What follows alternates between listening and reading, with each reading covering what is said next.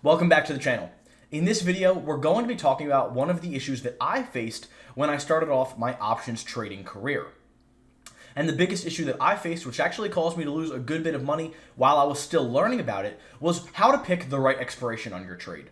And this is a question that a lot of newer beginners can have, especially when they just get into options if you're coming from a market where you can just trade spot, like foreign exchange, for example, or also just regular if you're trading equities.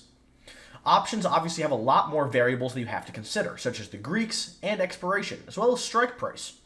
So we're going to go in looking at some pictures of TD Ameritrade, trying to get a gauge of what expiration to pick and how you know what expiration you're really getting into. And then we're also going to go to the charts on TradingView, where we're then going to look at different types of trading setups and how I would go about choosing their expiration based on the setup that's presented. So without any further delay, let's get right into this week's video. So here we are looking at the options chain for SPY. As you can see in this picture, what we're seeing is all of the options that are trading on the underlying asset, which is SPY, all the way up until December 20th in the year 2024. That's found at the bottom of this screen. So when you're looking at expiration, some variables that you have to consider are how long do you plan to hold the trade, but also how long do you think this trade is going to need to play out?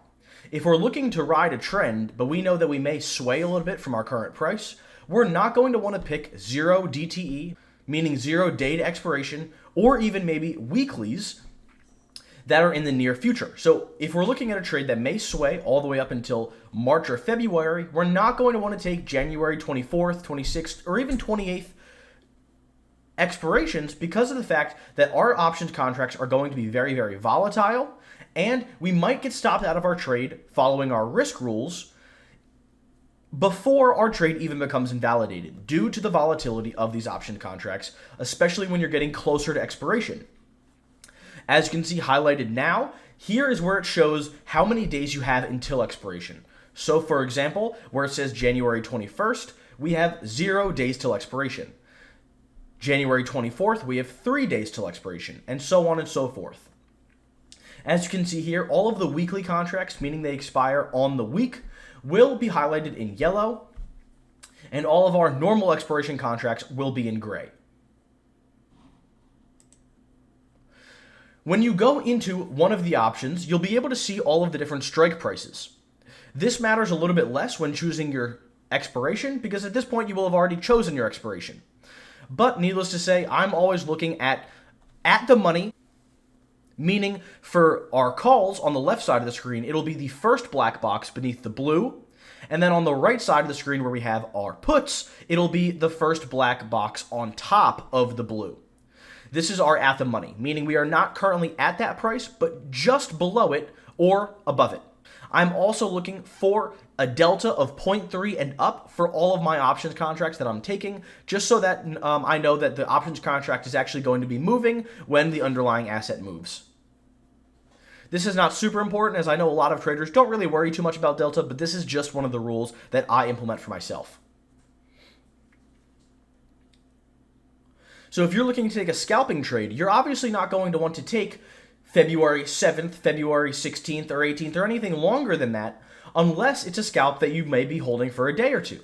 But if you're taking a scalping trade where you're not expecting much more downside, then you can take a very close expiration contract because you know that if you're right and the trade moves in your direction off of the bat, then your option contract is going to become much more valuable in a shorter period of time. That is the pro of playing closer to expiration contracts, is you have much more volatile price movements, and therefore that obviously can mean a much higher reward as well as a much higher risk.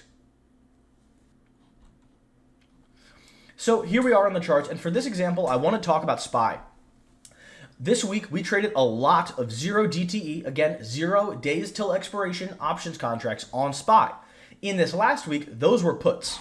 So why would we be trading 0 day till expiration contracts? They are much more risky, as I just was talking about, but they also, if you pick the right moment, can obviously swing very favorably for you. So here's an example of a trade I took on SPY. We bought puts at this level, and we rode this down. As you can see, we are on a 1-minute chart. I'm not planning to hold this trade until the next day. I know that this trade is either going to work out in my favor or it's not, and I can close my trade. So I'm looking at a 1-minute chart. My stop loss goes right here because once we go up here in a 0-day till expiration options contract, the options contract can go possibly negative 10 to 20% even on the 1-minute chart just by reaching this level. That's how volatile these contracts can be. So you have to be very, very careful. Again, we did that knowing and understanding the risk, but we bought these contracts and they obviously worked out very, very well for us, yielding at the time across all of our different trades in OBR multiples of hundreds of percent because we bought 0-day till expiration. If we bought a February expiration, this may have been 20% or even a 30% gainer. Not nearly as profitable because you're going farther into the future in terms of your expiration. So the farther you go, the less volatile your contracts are going to be. That's the easiest way to explain it. So here's an example of a 0-day till expiration put that we bought. Now let's look at a higher time frame trade that you can buy longer expirations on. For this trade, we're going to use Meta. Meta is a newer ETF based on obviously the metaverse, but we were buying leaps on this in the last week and prior because we have obviously anticipation for longer term equity appreciation, which is what LEAP stands for.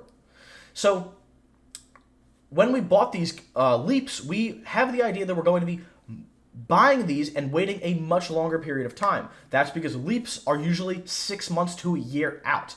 That means your expiration would be, in this case, if you're watching this in January, all the way out from July or maybe even December. So we were buying December options contracts because we plan on holding this trade for a long time. We saw some red, but our contracts barely moved because of the fact that we are going further in the future. And remember, further in the future means less volatility. So these are just a couple of quick examples of how I'm looking to buy my options expirations. For the most part, I'm buying between the week that we're currently trading in all the way to a month to 2 months out on my shorter time frame trades. And then for my leaps, I'm obviously looking 6 months to a year out. Again, just some examples, not all of the examples, but I know this video, if I had it in the beginning of my career, would have saved me a lot of money. So I hope it does the same for you. If you enjoyed this video, all we ask is that you please leave a like and maybe even subscribe if you're feeling like a friend. Happy trading, and I'll see you in the next video.